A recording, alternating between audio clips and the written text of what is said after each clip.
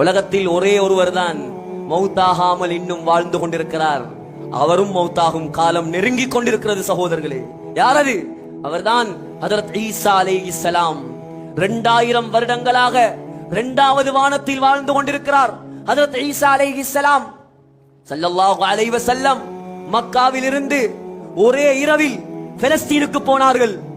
மக்காவிலிருந்து அந்த காலத்தில் பலஸ்தீனுக்கு போவதாக இருந்தால் 1 மாதம் பிரயாணம் செய்ய வேண்டும். ஸல்லல்லாஹு அலைஹி வஸல்லமை ஜிப்ரீல் அலைஹிஸ்ஸலாம் ஒரே இரவில் அழைத்துக் கொண்டு போனார்கள். அங்கே 1,24,000 நபிமார்கள் இருந்தார்கள். அனைவருக்கும் ஸல்லல்லாஹு அலைஹி வஸல்லம் தொழுகை நடத்திவிட்டு வானலோகத்தை நோக்கி உயர்த்தப்பட்டார். அங்கே 1வது வானத்தில் ஆதம் அலைஹிஸ்ஸலாத்தை கண்டார்கள். 2வது வானத்தில் ஈசா அலைஹிஸ்ஸலாத்தை கண்டார்கள். 3வது வானத்தில் யூசுப் அலைஹிஸ்ஸலாத்தை கண்டார்கள். 4வது வானத்தில் இத்ரீஸ் அலைஹிஸ்ஸலாத்தை கண்டார்கள். 5வது வானத்தில் ஹாரூன் அலைஹிஸ்ஸலாத்தை கண்டார்கள். 6வது வானத்தில் மூசா அலைஹிஸ்ஸலாத்தை கண்டார்கள். 7வது வானத்தில் இப்ராஹிம் அலைஹிஸ்ஸலாத்தை கண்டார்கள். சகோதரர்களே, 2வது வானத்தில் இருக்கும் ஈசா அலைஹிஸ்ஸலாம் வானத்தை நோக்கி உயர்த்தப்பட்டு கிட்டத்தட்ட 2000 வருடங்கள் தாண்டிவிட்டது. ஈசா அலைஹிஸ்ஸலாம் பிறந்த உலகத்தில் 2024 ஆண்டுகள் முடிந்து விட்டது. சகோதரர்களே, ஒரு நாள் வரும், ஸல்லல்லாஹு அலைஹி வஸல்லம் சொன்னார்கள், மஹ்தி அலைஹிஸ்ஸலாம் வருவார். காபத்துல்லாவுக்கு பக்கத்தில் ஹஜருல் அஸ்வதுக்கு பக்கத்தில் மஹ்தி வந்து விட்டார் என்பதாக ஒரு அறிவித்தல் கொடுக்கப்படும். அன்றைக்கு தான் அவருக்கு தெரியும் நான் தான் மஹ்தி என்று. அன்றைக்கு தான் அவருக்கு தெரியும். முழு மக்களும் முழு முஸ்லிம்களும் மஹ்தியோடு பையத் செய்வார்கள். சகோதரர்களே, மஹ்தி மக்காவிலிருந்து டமஸ்கஸ் வரைக்கும் யுத்தம் செய்வார். யுத்தம் செய்து இஸ்லாமிய கிலாபத்தை நிலைநாட்டிக் கொண்டே செல்வார். சிரியாவுக்கு போவார். அங்கே டமஸ்கஸிலே ஒரு பள்ளிவாசல் இருக்கிறது, மஸ்ஜிது தாபிக், ஜாமிஉ திமஷ்க். உமையாக்களுடைய கிலாபத்தில் கட்டப்பட்ட பள்ளிவாசல். லட்சக்கணக்கான மக்கள் அங்கே நின்று தொழலாம். சகோதரர்களே, அந்த பள்ளியில் தான் யஹ்யா அலைஹிஸ்ஸலாத்துடைய ஜனாசா இருக்கிறது. அந்த பள்ளியில் தான் ஸலாஹுத்தீன் அய்யூபியுடைய ஜனாசா இருக்கிறது. அந்த பள்ளியில் தான் ஹுசைன் ரலியல்லாஹு அன்ஹுடைய தலை கொண்டு போய் வைக்கப்பட்டது. பின்னால் அது மதீனாவுக்கு அனுப்பப்பட்டது என்பதாக வரலாறுகள் சொல்கிறது. அந்த பள்ளியில் தான் முஸ்லிம்களை வைத்துக் கொண்டு ஹஜ்ரத் மஹ்தி அலைஹிஸ்ஸலாம் ஒரு தொழுகை நேரத்தை எதிர்பார்த்து உட்கார்ந்திருப்பார். அந்த நேரத்தில் தான் உலக வரலாறு காணாத ஒரு அதிசயம் நிகழும். என்ன அதிசயம்? 2வது வானத்தில் இருக்கும் ஈசா அலைஹிஸ்ஸலாம் இறங்கக்கூடிய காலம் நேரம் நெருங்கும். சகோதரர்களே, சொன்னார்கள் ஸல்லல்லாஹு அலைஹி வஸல்லம், அல்லாஹு தஆலா 2 மலக்குமாரை நியமிப்பான். ஹஜ்ரத் ஈசா அலைஹிஸ்ஸலாம் 2வது வானத்தில் இருந்து அந்த 2 மலக்குமார்களுடைய ரெக்கையில் இப்படி தொங்குவார்கள். குங்கும நிறத்தில் உடுப்பு போட்டிருப்பார்கள். சகோதரர்களே, கொண்டை வளர்த்திருப்பார்கள். உர்வத் இப்னு மஸ்ஊத் என்ற சஹாபியை போல் அழகாக சிவப்பாக இருப்பார்கள். தலையை குனிந்தால் முத்துக்களை போல வியர்வை கொட்டிக் கொண்டிருக்கும். முழு உலகமும் பார்க்கும்.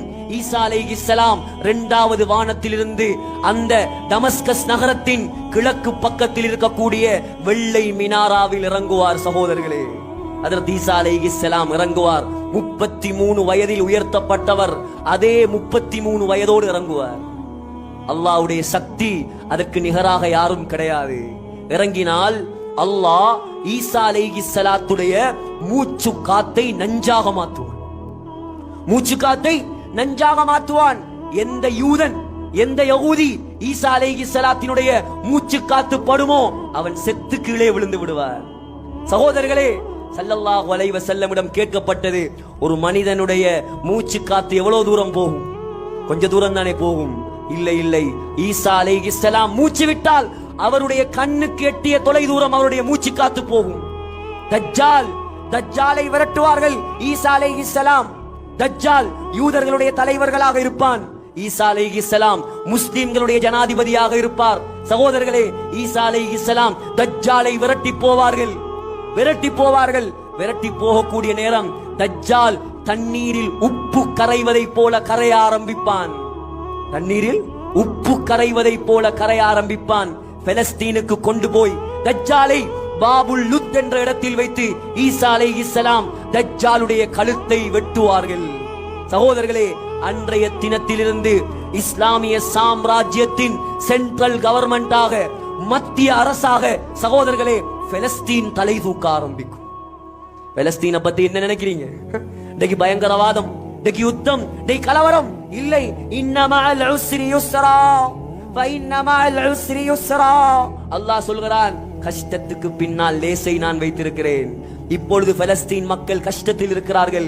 ஆனால் இன்றைக்கு ஈசா அலைஹிஸ்ஸலாம் இறங்குவாரோ இந்த உலகத்தில், அதற்கு பின்னால் பலஸ்தீன் தான் இஸ்லாமிய சாம்ராஜ்யத்தின் மத்திய பேரரசு. என்ன சொல்ல வருகிறேன்? அந்த ஈசா அலைஹிஸ்ஸலாம் திருமணம் முடிப்பார்கள், ஹஜ் செய்வார்கள். இந்த முறை அல்லாஹ் அந்த இடத்துக்கு போகக்கூடிய பாக்கியத்தை தந்தான். மதீனாவிலிருந்து 60 கிலோமீட்டர் தூரத்தில் இருக்கிறது ஒரு கிணறு. அந்த கிணத்துடைய பெயர் பிரு ரௌஹா. ரௌஹா என்ற கிணறு. சகோதரர்களே, 70 நபிமார்கள் அந்த கிணத்தில் தண்ணீர் குடித்திருக்கிறார்கள். ஹஜ்ரத் ஸல்லல்லாஹு அலைஹி வஸல்லமுடைய சஃபியா நாயகியுடைய வலீமா அந்த இடத்தில் தான் ஸல்லல்லாஹு அலைஹி வஸல்லம் கொடுத்தார்கள். அந்த தண்ணீரை நாங்களும் குடித்தோம். 70 நபிமார்கள் அந்த வழியால் தான் ஹஜ்ஜுக்கு வந்திருக்கிறார்கள். ஸல்லல்லாஹு அலைஹி வஸல்லம் சொன்னார்கள், மூசா அலைஹிஸ்ஸலாம் கூட சிவப்பு நிற ஒட்டகத்தில் ஏறி லப்பைக் அல்லாஹும்ம லப்பைக் தல்பியா ஓதிக்கொண்டு அந்த வழியால் தான் ஹஜ்ஜுக்கு வந்தார். அதே வழியால் தான் இன்ஷா அல்லாஹ் ஈசா அலைஹிஸ்ஸலாம் தல்பியா சொல்லிக்கொண்டு ஹஜ்ஜுக்கு வருவார். சகோதரர்களே, அதற்கு பின்னால் ஈசா அலைஹிஸ்ஸலாமும் மௌத்தாகி விடுவார்.